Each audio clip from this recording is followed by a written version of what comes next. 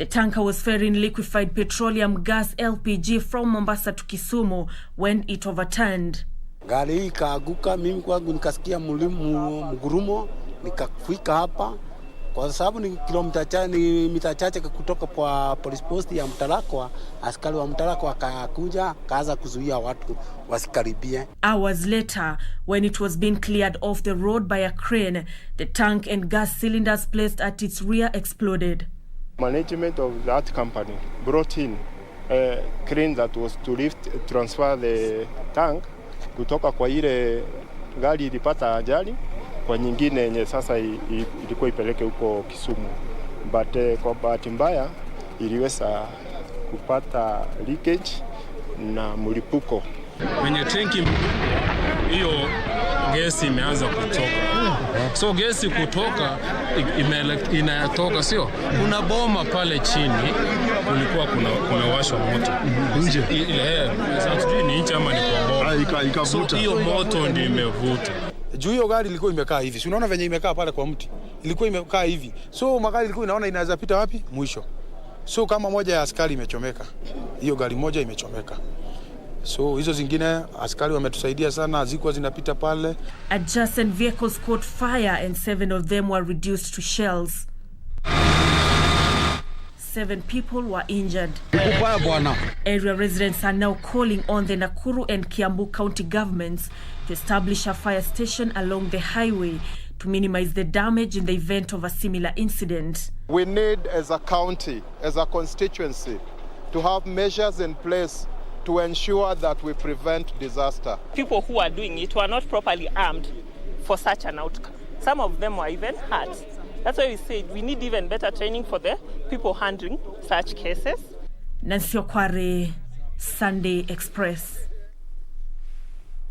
Thank you, Nancy. Now, let me take you into the world of politics. Deputy President William Ruto, ANC party leader Musalia Mudavadi, and Ford Kenya's Moses Wetangula have pledged to end conflicts in Kerio Valley once elected into office. The Kenya Kwanza leaders who took their campaigns to Baringo County said their government will come up with a Marshall Plan to ensure peace prevails in the area, which has witnessed loss of lives and property due to constant banditry attacks. Ben Chumba reports. Kenya Kwanza Brigade, led by Deputy President William Ruto, took the Hustler Movement campaigns to Baringo Senator Gideon Moi's backyard to popularize the bottom-up economic model and their political pact. Earthquake! Earthquake! The leaders, who attended a church service at AIC Kapropita, held a series of rallies at Ilngarwa in Ilchamus, Mariga town, before addressing thousands of supporters at Kabarnet Showground. Baringo amjambo! The Kenya Kwanza principles promised to end perennial deadly conflicts in Kerio Valley, which has witnessed loss of lives and property as a result of cattle rustling. Kuna watu wanataka hii Kerio Valley ibaki nyuma ili watu wakwame wakipigana na mambo ya na kuibiana ng'ombe. We are going to stop that nonsense because we want to change the destiny of the people of Kerio Valley from Baringo, Elgeyo Marakwet, Turkana mpaka Samburu. Kwanza tutahakikisha tunaleta usalama wa kutosha by deploying security. But that is a very short-term measure. Lazima to tackle the root causes of this insecurity. Sisi tunataka kukaa kwa amani, tunataka kuhakikisha ya kwamba Kerio Valley hii imekuwa the valley of development, the valley of peace. Deputy President William Ruto told off a section of leaders accusing him of failing to deliver on his mandate as the Deputy President, saying they have no moral authority to lecture him. Wawache kuniambia maneno kuhusu serikali. You have no business giving me a lecture on a government that I formed with Uhuru Kenyatta. You were not there. You know nothing about this government. The Kenya Kwanza team threatened to abolish the competency-based curriculum CBC, saying it is a burden to already struggling parents. Lazima tutaipika musasa tuone kama inafaa wa Kenya ama haifai wa Kenya. Kama haifai tuibadilishe. Ben Chumba, Sunday Express. In the One Kenya Alliance principal, Kalonzo Musyoka has vowed to forge ahead with his quest for presidency. The Wiper boss said he will not be coerced into abandoning his quest for the top seat. Have a look. Will come, but you will overcome. One Kenya Alliance principal and Wiper leader Kalonzo Musyoka was at the Ego Christian Church International in Karen for the Sunday service. Kalonzo taking on 3 Ukambani governors, Alfred Mutua, Kivutha Kibwana and Charity Ngilu, who on Saturday accused him of his lukewarm stance on his political path. The Wiper party saying he will march on to the ballot.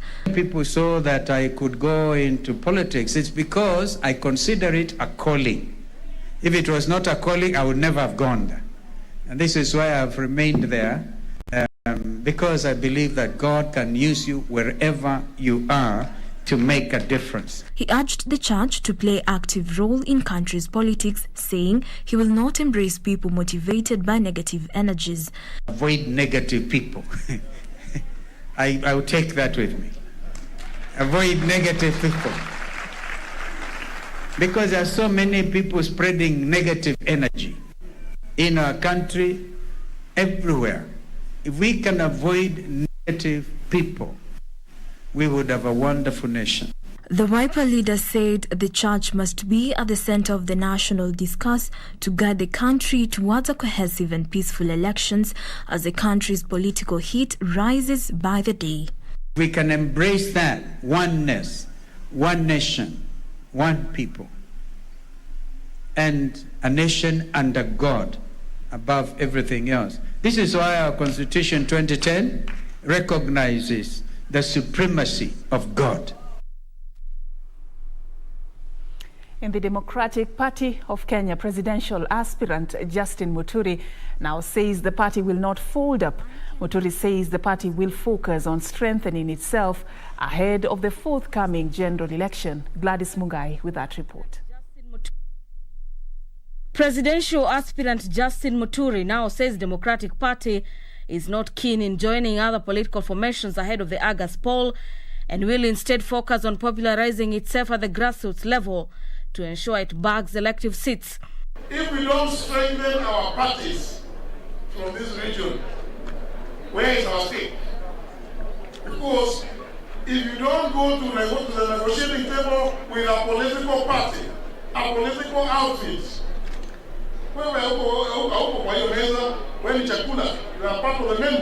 Speaking in Nyeri, Muturi said Democratic Party's focus on forging unity of the mountain so as to represent the region as one bloc during the August general elections. Not cause chaos in this country. We know the cause of those chaos. We've seen it in the past. Meanwhile, Narok North Member of Parliament Moitalelo Lekenta has called on Narok residents to support Raila Odinga's presidential bid come August, even as he pledged to end Mau Forest Row. Kwenda kuuza msituni ni 10,000 acres ama 20,000 acres, unaweka mfuko, watu wanaumia, alafu unaenda scot free, umekula mali yao na unajua iko kwa halali, alafu tena unasema wewe ndio unafurahia uko na watoto wako na wale wengine wanakufa na baridi. Kwa hivyo tunasema hawa watu walipe, okay, walipe na wapelekwe kotini. And presidential hopeful and businessman Jimmy Wanjigi's bid to run for presidency received a major boost on Sunday after he was installed as a Luo elder in Kabondo Kasipul, Homa Bay County. Wanjigi, who pledged to end the ills bedeviling the country, also questions the motive behind the formation of Azimio La Umoja.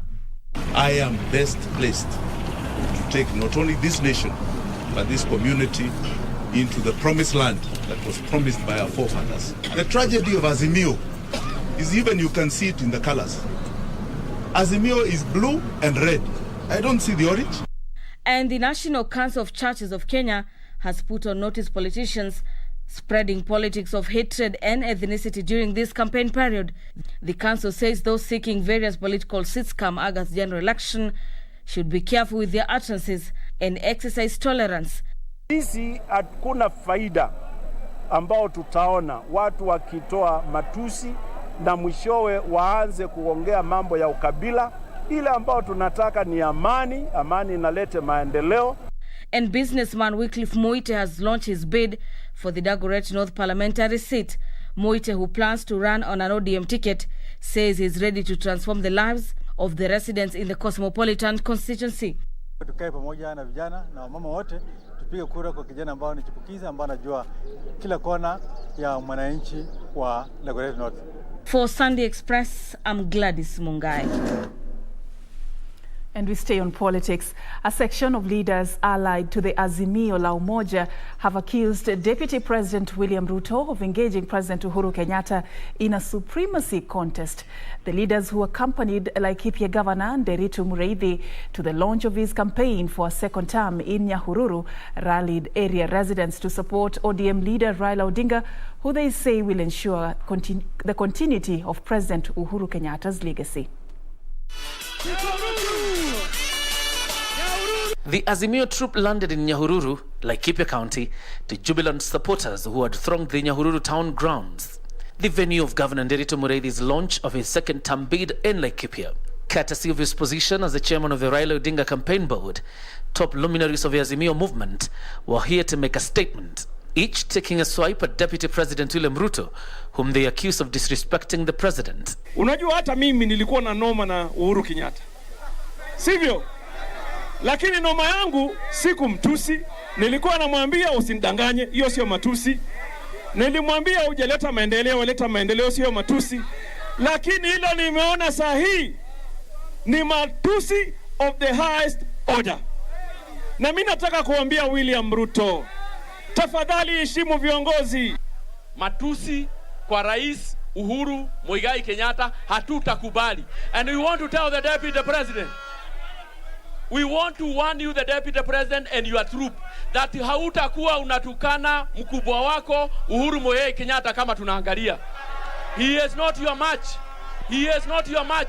Alikupatia kiti ya Deputy President lakini huna heshima. Ukiona mwanasiasa na yeye ni naibu ya rais akiamuka, kazi yake ni kumtusi yule ambaye ni rais wa jamhuri. Sasa wewe kijana au mimi, je, atakuheshimu wewe? The leaders called on area residents to throw their weight behind ODM leader Raila Odinga, saying he would safeguard President Kenyatta's legacy. Nimeona juzi kama huyu William Ruto amekwisha hapa Mount Kenya, kura yake yote imehama, imeenda kwa Azimio. Wananchi wa Mount Kenya yote wameingia Azimio. Sasa wameenda kutafuta reinforcement na support kutoka Mudavadi na Wetangula, watu ambao walikuwa na sisi, ambao ukiweka hao kwa ratili hata watoshi mboga. Kuna watu kazi yao ni matusi, na sisi tunasema hatutabishana na wao. Sisi tunataka maendeleo. Watu wa mlimani ni watu wajanja sana, wanaweza wakakuangalia, wakupigie mahesabu, wakusikize, lakini mwishowe watafanya uamuzi ambao utakuwa bora kwa maisha yao. Nderitu says he would ride on his transformative record in the last 5 years to secure the prosperity of the people of Laikipia through improved agriculture and the economic empowerment of the youth and marginalized groups. Tunajua kwamba bei ya fertilizer iko juu na lazima ifanye nini? Ishuke. Lazima tushukishe. Tunajua pia nyinyi wakulima saa zingine mnapatiwa mbegu fake na hawa watu wa wash na hawa watu wa kujaribu kutajirika haraka. Tunataka upate mbegu halali ili mkulima akipanda anaweza kupata mavuno. With the launch of his gubernatorial bid for the second term, the task for Nderitu Mureithi becomes more onerous as he juggles between campaigning for Raila Odinga and his second bid. John Jacob Kuria, Channel 1. All right, thank you, Kuria, for that report. Now, the Azimio La Umoja Brigade was today in Homa Bay County selling Raila Odinga's presidential bid as the best bet for the country. The day saw Homa Bay Women Representative Gladys Wanga launch her bid for the county's top seat. Achola Simon with details of this report.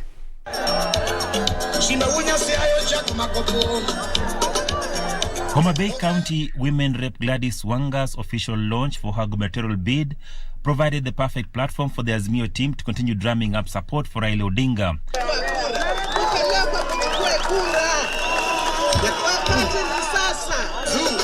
Wakati ni sasa. Ukikosa kupigia Raila Amolo Odinga kura, wewe ni adui wetu. Wapi kelele yake baba Raila Amolo? Wakati ni sasa. Kule kwetu Wamijikenda wanasema mgala karemwa achiremwa naocha. Yani anayetafuta hachoki, akichoka amepata.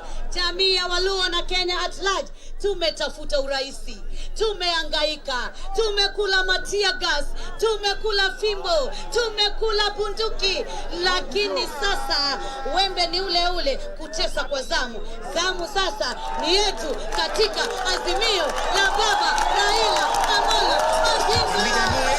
Unlike his opponents, the team maintained that Raila provided the best bet to propel the country to the next level. We will bank our hopes on Baba, and in Baba we trust. We know that Baba is going to introduce free health care in this nation. Wamama wote ambao watataka kujifungua watajifungua bure. Sisi tunataka maendeleo, tunataka Baba kwa sababu ya Baba Care, kwa sababu wa mama na watoto wote watachungwa vizuri. So everyone who loves devolution must support Raila Amolo Odinga to become the 5th president of the Republic of Kenya. Ama namna gani? They maintained that the ODM leader was not a government project and challenged Deputy President William Ruto to embrace the government failures just as much as he wants to embrace the success. Gladys Wanga promising to change the fortunes of the county by creating jobs for the youth as well as...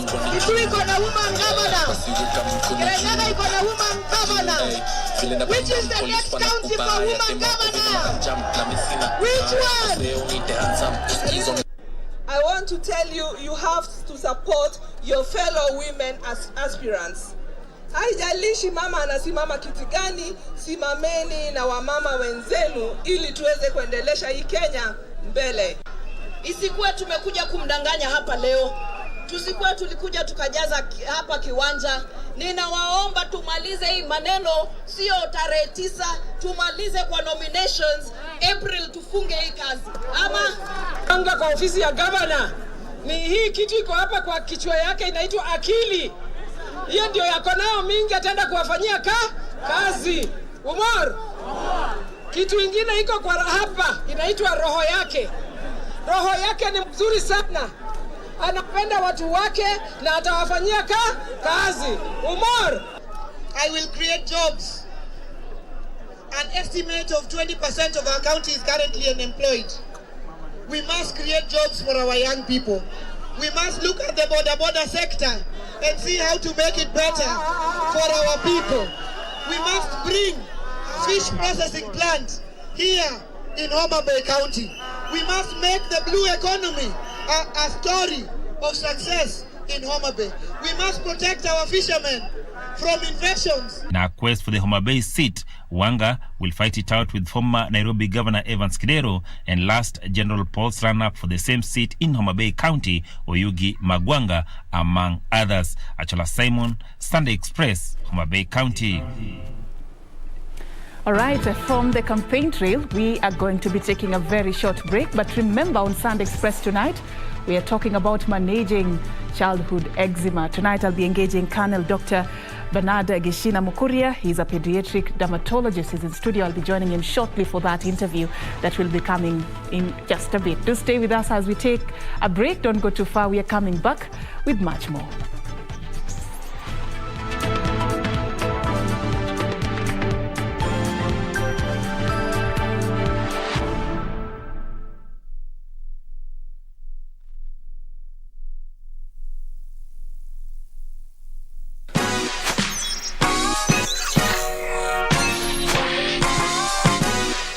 Nabonga na watoi kujua mambo za online, pia na create time wafanye vitu offline. Chungeni gadgets na sites wana use, msiwache strangers wapate chance kuabuse. Nimeshindaje pesa kompe sija participate. Unadai info yangu na ikwe private. Identity yangu haupati hautumi. Kitu zangu ni zangu na bado nitazishikilia. Una post story ati ni real news. Mimi sikuamini mpaka nione sasa hizo views. Una text online to me tunanifeel. Staki jokes kama nitakureport for real.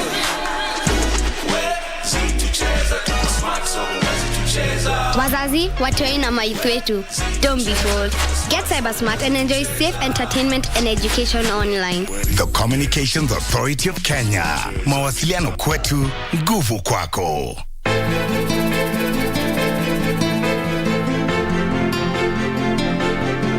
Bora nimkose mimi. Hakuna mtu mwingine yote atakayempata. Binadamu gani wewe? Kwa nini uko hivi lakini? Unakuwa ni wewe. Saona, hiyo ndio shida yake. Mipango yako isokwisha hii, ujue mwisho atakutumbikia nyongo. Akikuona wewe unajifanya ni mzuri, kumbe hana adabu yoyote. Huyu ni kama samaki mbovu.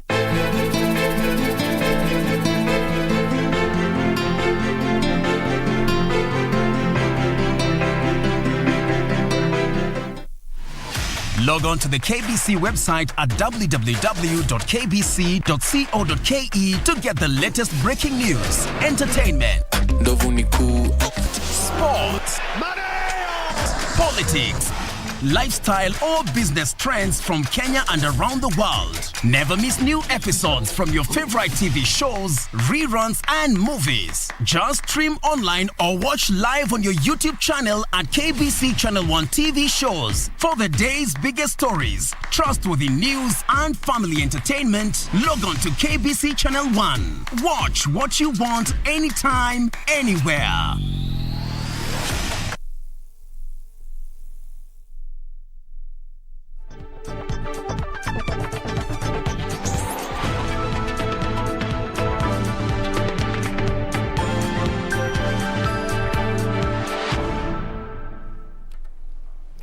Welcome back and thank you for staying with us. Now, the World Marriage Day was marked Sunday amidst growing concern over the increasing cases of divorce and intimate partner violence, which has claimed many lives. Speaking during a special mass to celebrate the institution of marriage at the Holy Family Minor Basilica, Archbishop Philip Anyolo challenged couples to remain resilient and to collaborate in resolving their differences in a bid to protect their marriages. When I found you, I found somebody who cares. A happy ever after is the dream of every couple that walks down the aisle. A dream that is, however, increasingly becoming unrealistic if the latest trends in marriage is anything to go by.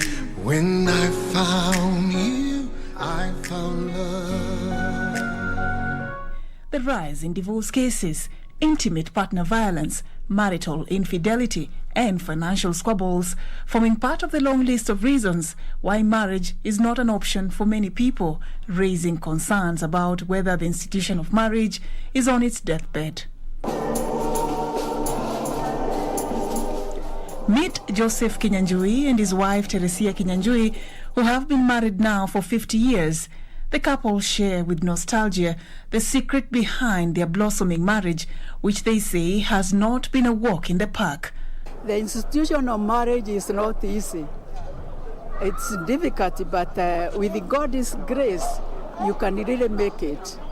First of all, when we got married, you know you are new, you don't know each other. But when you come to stay together, it's the time you start knowing one another. And if you know one another, you'll be able to travel together. First of all, I thank her for journeying with me all that long. And I ask for prayers from her, and as I pray for her, we continue.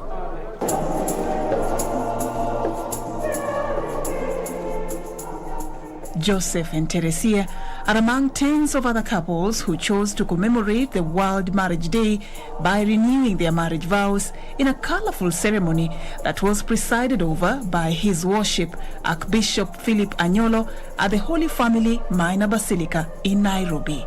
God created man and he created his own image and likeness. He created that married life as an apex of his own presence in life of all the creation, and he blessed it. So I don't think in my understanding of the theology of God that he can ever allow What shall I render to Jehovah? The ceremony climaxed in the cutting of a cake to celebrate the couple's resilience in protecting the institution of marriage. And what comes in is companionship, where people work together. I think the first thing is try to be friends with each other. Try to celebrate each other and look for what is good in the other person. He's an introvert, I'm an extrovert. I'm a people person. Him is more of, he likes reading books, things, TED Talks and stuff like that. So we're very different, so we complement each other. Our differences, or is it our diversity, complements each other. A beautiful bed of roses, that is what many wish marriage was. But even roses have thorns, right? As we mark the World Marriage Day today, the question remains, will you continue lamenting over the thorns in the rose, or will you begin to appreciate that even thorns have beautiful roses tucked in them? For Sunday Express, I'm Serfine, achieng, ouma. Right, away from that, the country's positivity rate has increased by 0.2% to 0.9%, up from Saturday's 0.7%. This as the country in the last 24 hours recorded 37 positive cases of COVID-19 from a sample size of 4,102, bringing to the total number of positive cases in the country to 322,473. Sadly, 2 patients have succumbed to the disease, bringing the cumulative fatalities to 5,631. With the government working towards vaccinating a targeted population of 27,246,033 Kenyans are being urged to get vaccinated against the virus. Globally, according to data from Johns Hopkins University, over 410 million COVID-19 infections have been confirmed, with 5.8 million deaths being reported. Now to something else that was being commemorated today. Kenya today joined the rest of the world in marking World Radio Day. The day is celebrated every 13th of February to underline the importance of radio. Practitioners say that even with emerging media, radio will always take the lead. Ambazo zitakuwa zinachezwa leo. Kwa hiyo fanya bidii na kila kitu kitakuwa ni sawa sana. Mimi naitwa The radio has been for decades not only be one of the oldest, but also the most popular and widely consumed news medium. The World Radio Day was first celebrated in 2011 to allow people from different backgrounds, cultures and experiences to raise their concerns and voice their opinions. Martin Kingasia, a radio manager at KBC with over 30 years of experience, said despite the advent of digital media, radio still leads in consumption. Across the world, radio continues to influence behavior patterns. And it's coming down, but it continues to do very well. Looking at it from the Kenyan perspective, is that it's still the king. Radio today, as we speak, recent research indicates that radio leads among all media houses with more than 10 million listeners daily, followed closely by TV at 6.4 million viewers. Then online is at 3.8 million, newspapers at a paltry 400,000. Kengasi, however, says both old and new media need to find a middle ground to continue serving the diverse tastes of their audience. We have made very concerted efforts in adopting we are now available on social media platforms, and I think that's the best route to go. If you do not join social media, then you are down and out. So things have really changed, and we are having to be forced to adopt into the new platforms. And that's the only way that we can be relevant now and in the future. This year's theme is radio and trust,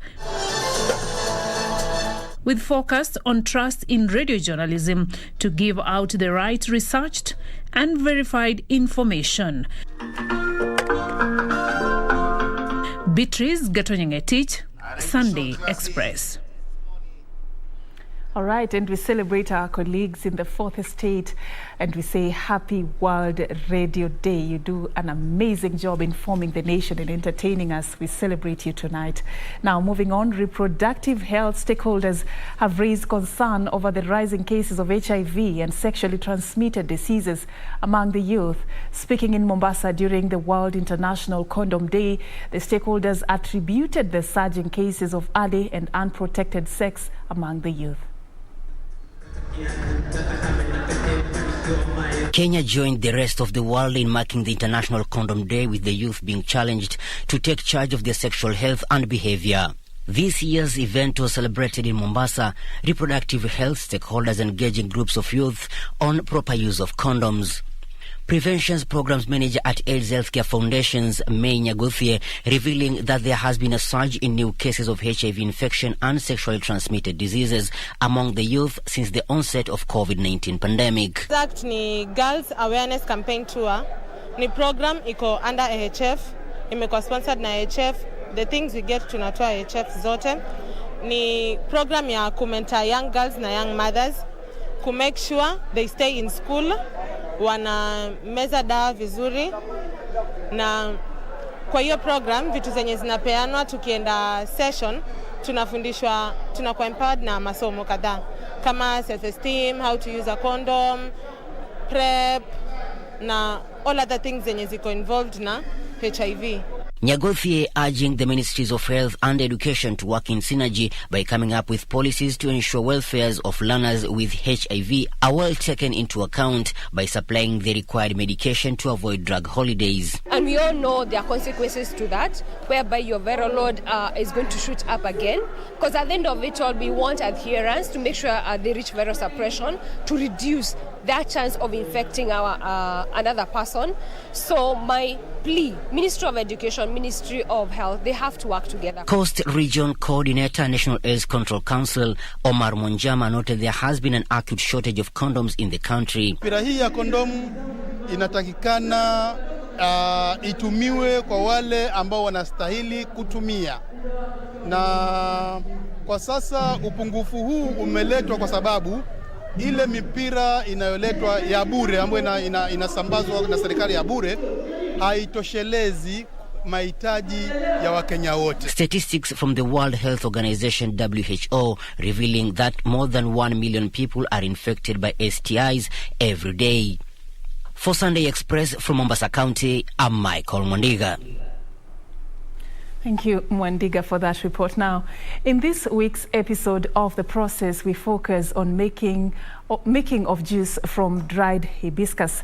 Jackie Wambiru takes us through this.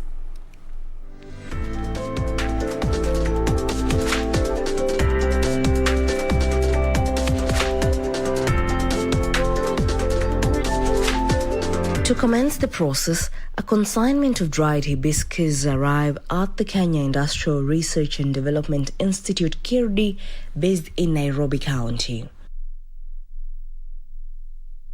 Hibiscus juice is either processed purely or flavored with pineapple, banana, or cocktail extracts or crushed ginger. The ginger is first thoroughly washed in clean water to get rid of any soil residue. The ginger is then put into a grinding machine and hot water is added. So after grinding, you prepare all the ingredients so that when the water has reached 90 to 96 degrees, you start putting the ingredients now. The process then traverses to a 400-litre pasteurizing machine, which takes up to 3 hours to heat up between 90 to 96 degrees Celsius so as to destroy pathogens, meaning organisms that cause disease. You heat the water to 90 to 96 degrees. It reaches to 90 to 96 degrees. You measure the hibiscus, in our case, and ginger. After achieving the right temperature, dried hibiscus are then added to the pasteurizing machine, where continuous stirring takes place. The desired flavor is also added at this stage, in this case, ginger. It reaches to 90 to 96 degrees. You measure the hibiscus, in our case, and ginger. You have to measure according to the amount of liters you're supposed to produce. The heating process takes an average of 20 minutes. After boiling under high temperatures, the juice extract is then transferred to the cooling tank, where the juice is chilled and later transferred to the filling tank in preparation for packaging.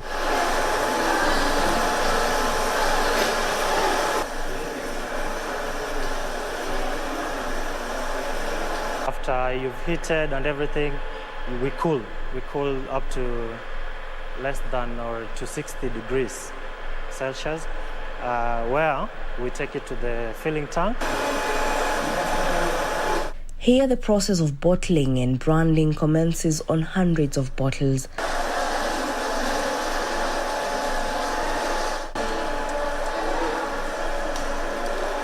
Use 250 ml bottles, 500 ml bottles, 1 liter and 5 liters. The finished product is now packed and ready for distribution. There was a gap in the market, literally. No one was making it. Just people were just selling the flowers. So we thought it was a very good idea. And that is how hibiscus juice is made.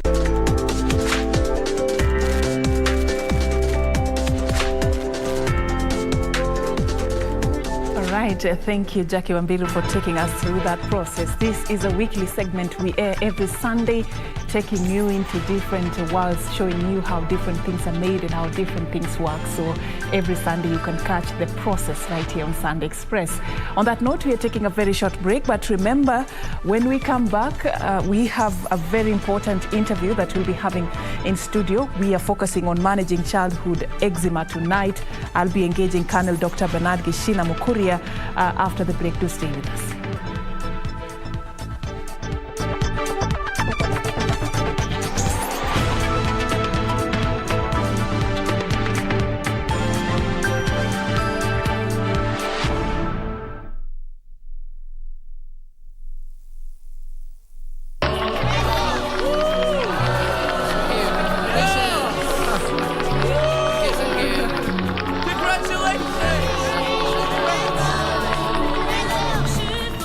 Marry Pinky? What about me?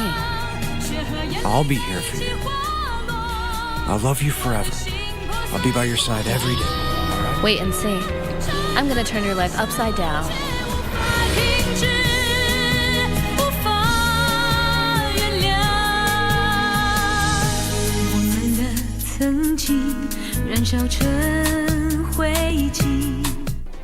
Do you have a new story to share with KBC? Get in touch swiftly on email news@kbc.co.ke or call 0723 892 654 or 0734 780 124.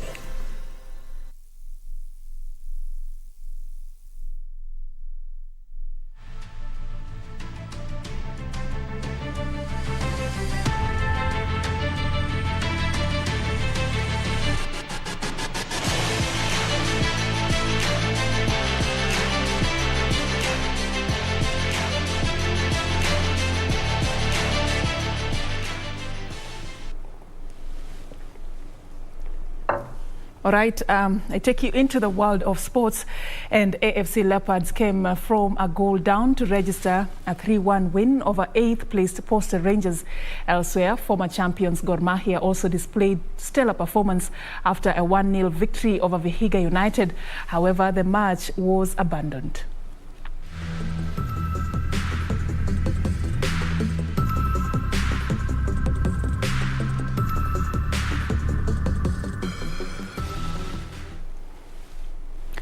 Moving on, defending champion Esther Hensleit of Germany came from behind to retain her magical Kenya Ladies Open title at the Baobab course in Vipingo Ridge, Kilifi County, after carding 2 under par 286.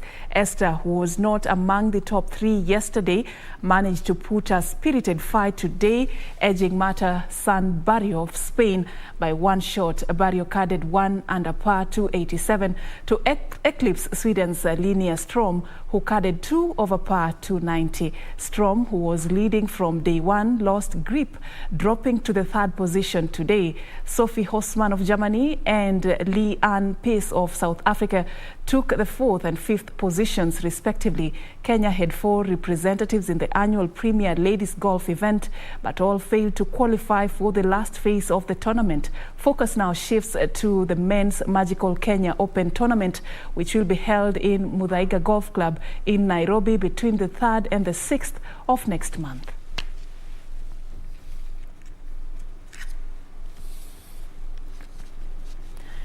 Now moving on, Hydra Swim and Sports Club ACAD proved to be more superior than Makini School and Kenton College after bagging more medals in the Junior Swimming Championships held at Makini School today. The championships were held to prepare Junior Swimming Gala set to be held on the 19th and 20th of this month at Makini School.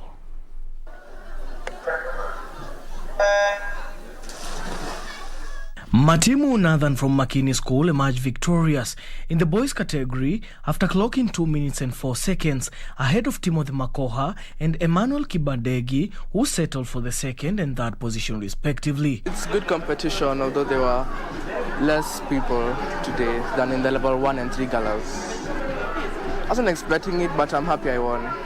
In the girls category, Chadaria Ashni from Keton clocked 3 minutes and 39 seconds to finish ahead of Kemuto Malia and Mupa Mundachi, who took the 2nd and 3rd position respectively. I feel there's good competition and it pushes everyone to train harder and become better. I train in the morning before school, so I have about an hour of training every day, and then on the weekend as well, on Saturday, sometimes on Sunday as well. I train for like 1.5. The competitions were in preparation for the gala swimming event slated for Saturday.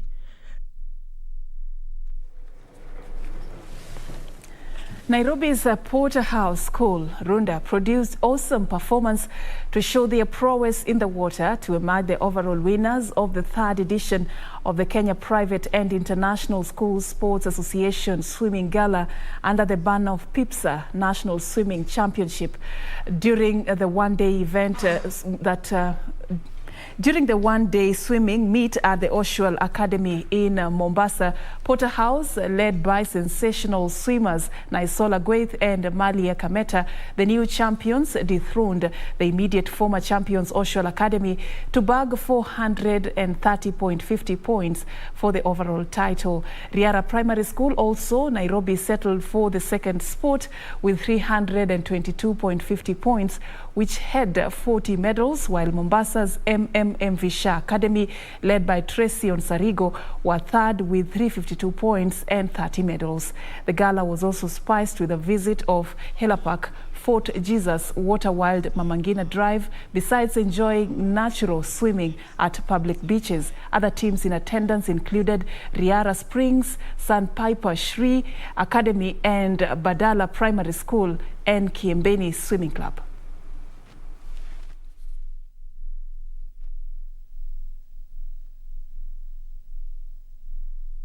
Probably we are looking at hosting indoor games at the same time with swimming and soccer. We are looking for other facilities and various partners to enable us have the children enjoy playing. Now, internationally, Chelsea manager Thomas Tuchel dedicated his side's first Club World Cup triumph to honor Roman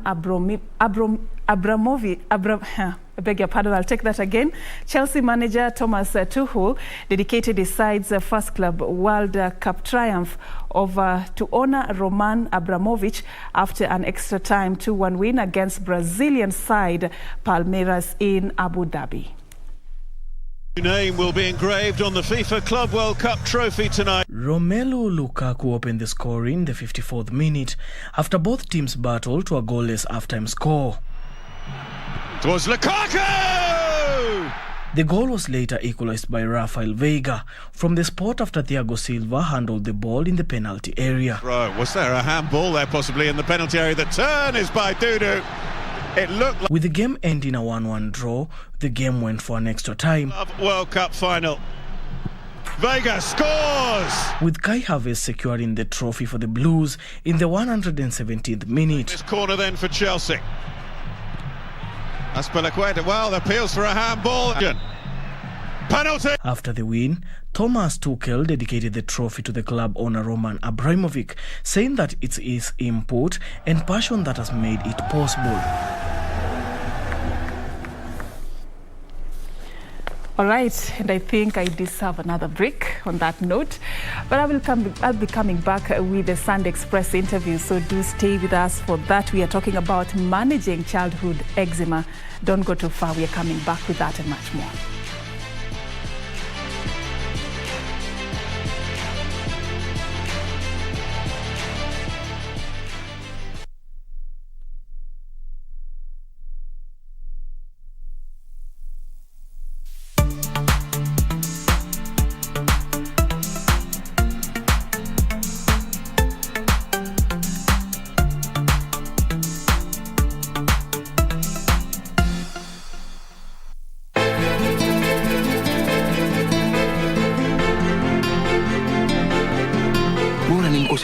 Hakuna mtu mwingine yote atakayempata. Binadamu gani wewe?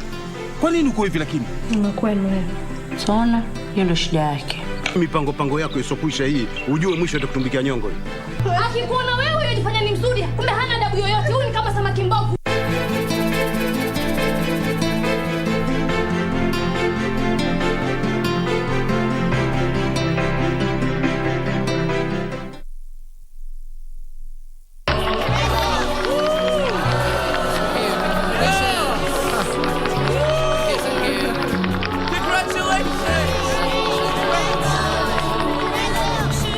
You're gonna marry Pinky? What about me?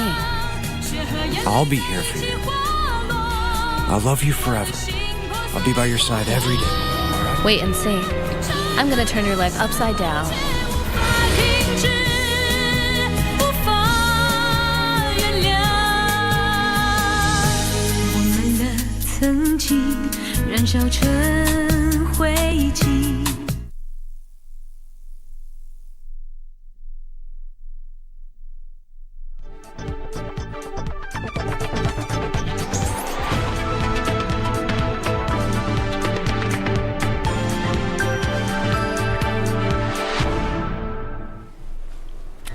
All right, welcome to this other side. We begin our conversation tonight.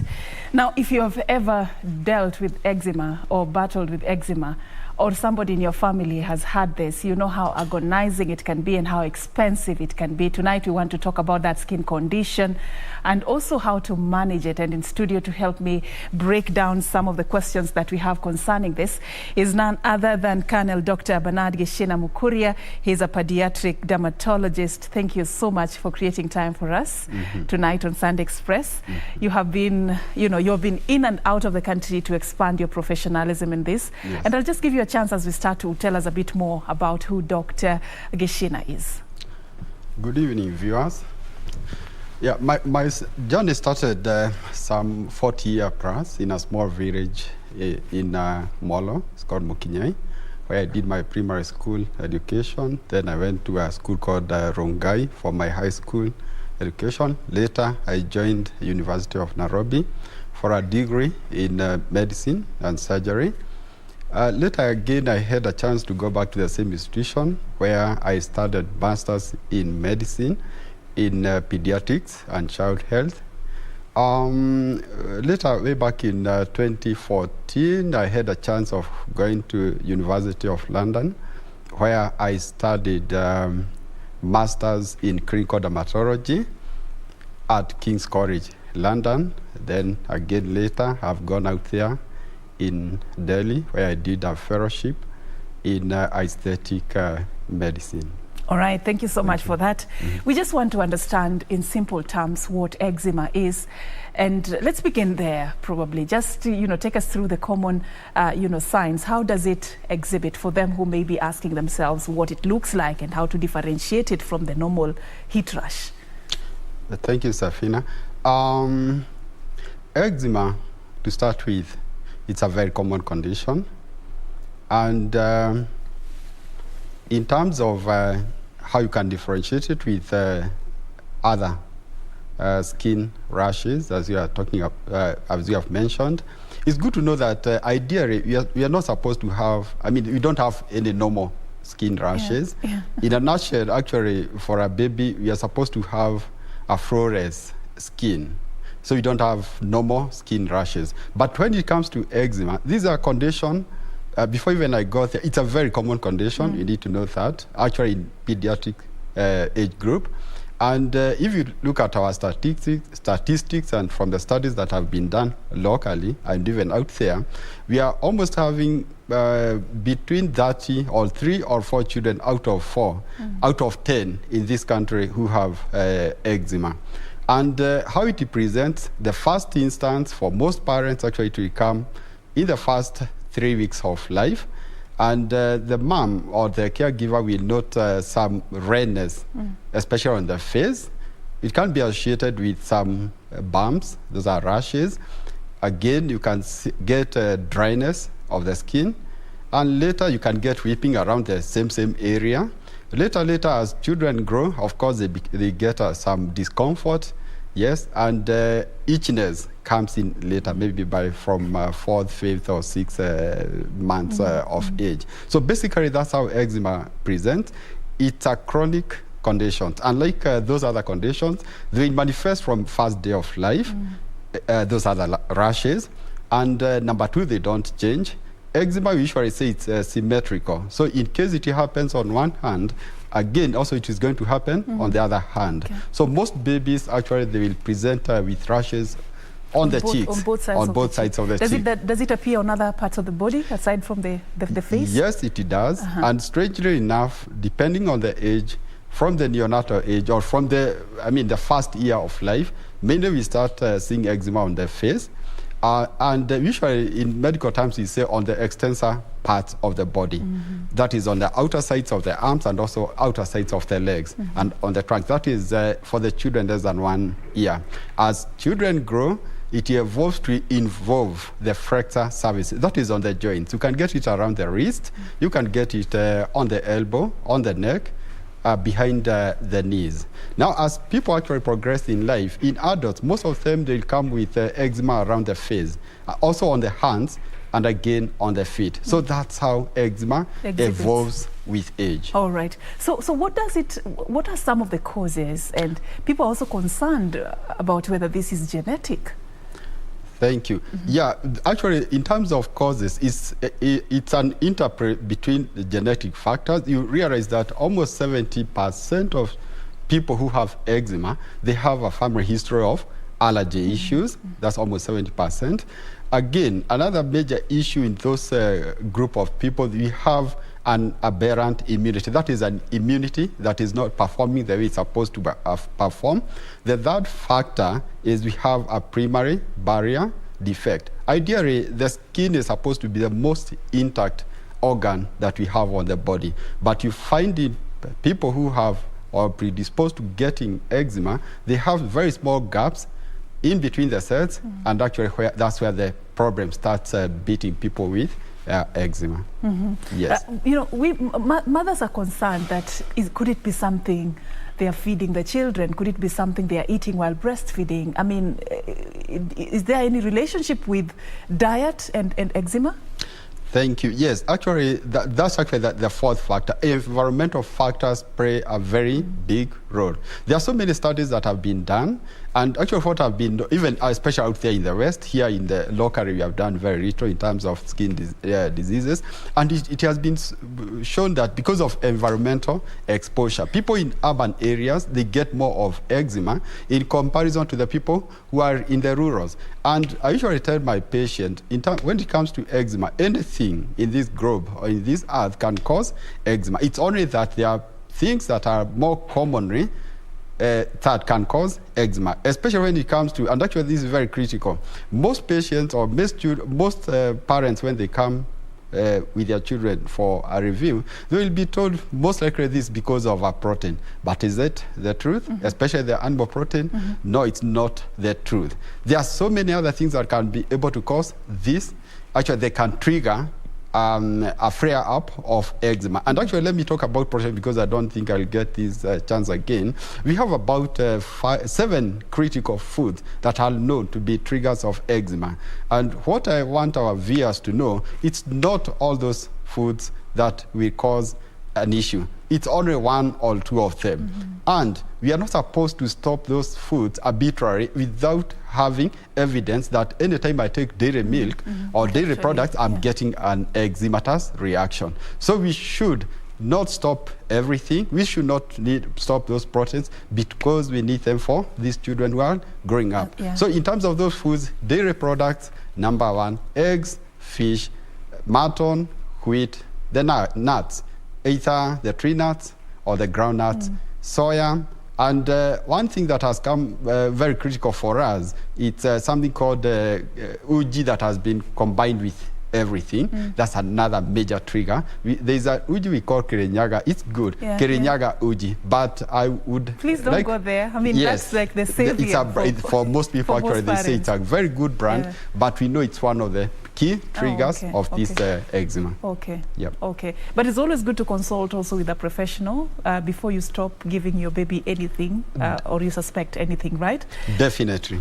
Sorry, I'm taking you a bit fast. I want us to get as much as possible from you. So what are the treatment options? I was talking to some parents who have really dealt with this condition for a very long time. It's agonizing, Daktari. Some even have spent so much just to buy, the creams that they use on the skin of their babies. Is it something that can be treated? Yes, eczema is treatable.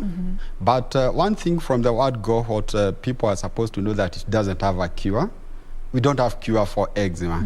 And the only cure, if it was there, is if you are able to remove all the triggers of eczema. So when it comes to management of eczema, number 1 thing is we need to identify the triggers, and if they are identifiable, we just remove them. We just remove them from the environment of the child who has eczema. Apart from that, number 2 is moisturizers, and they usually come in very handy.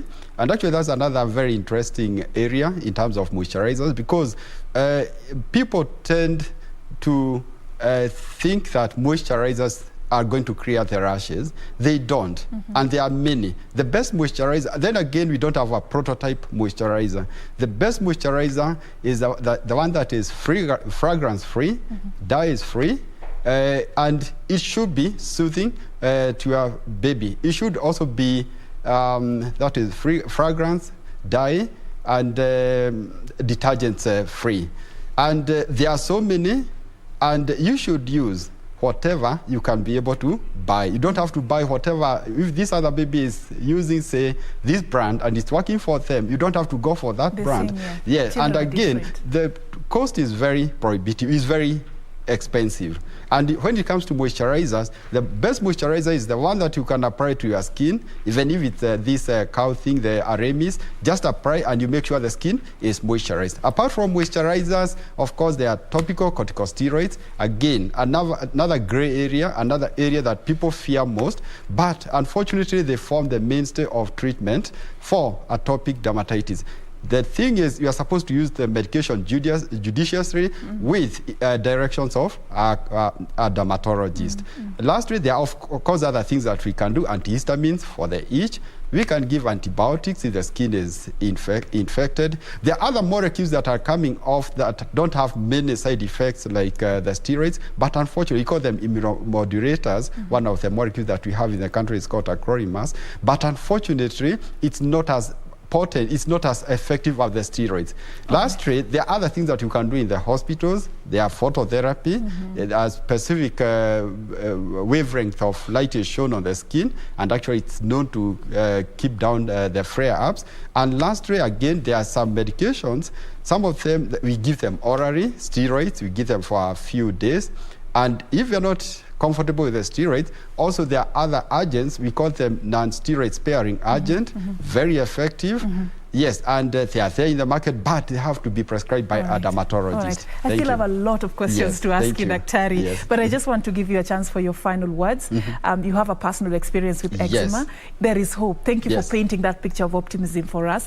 As you finalize, just tell us a little bit about what worked for you, and just give a parent hope that this actually can be managed. Yes, eczema is manageable. From many follow-ups that we do, we know by adolescence, most children actually, they get out of eczema. When I was growing up, I had a very rough time because there were so many challenges. Most of the time you go to the hospitals, to many clinics, and you don't get a solution.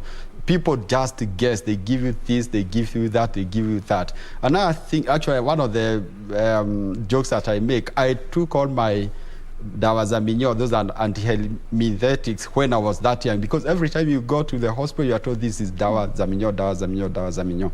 The other challenges, there are so many other challenges, you know, loss of sleep. Stigma was a major issue actually when it came to eczema. I know one day I visited a relative and I was almost thrown out of that. I had a severe flare-up at that time, and I was almost thrown out of that home.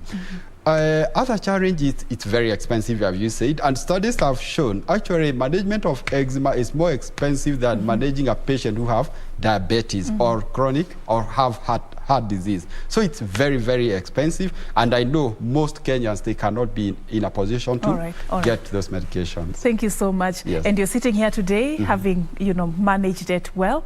And it's actually a very strong message to parents who are watching that indeed this agonizing journey can indeed come to an end. Well, probably in the near future we'll have you again to pick up from where we've left. There's so many questions we still have concerning the skin condition. Thank you so much once again, Daktari, for your time. I have been engaging Colonel Dr. Bernard Geshina Mukuria, a pediatric dermatologist, and he was just shedding light on how to manage childhood eczema. Thank you so much for your time, and also thank you for watching Sun Express tonight. On that note, that's how we wrap it up. My name is achieng Ouma, and our sign language interpreter has been Byron Aboli. Have a good night, and God bless.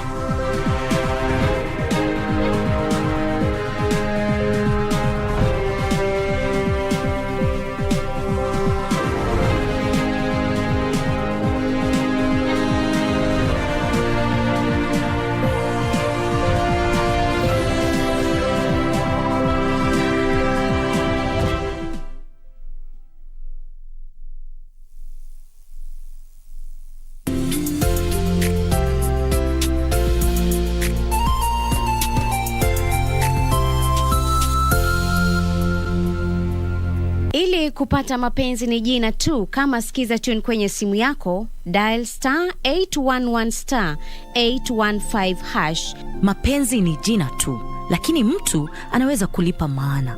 Inaweza kuwa mpenzi wako, jamaa, rafiki, mfanyikazi mwenzako, jirani.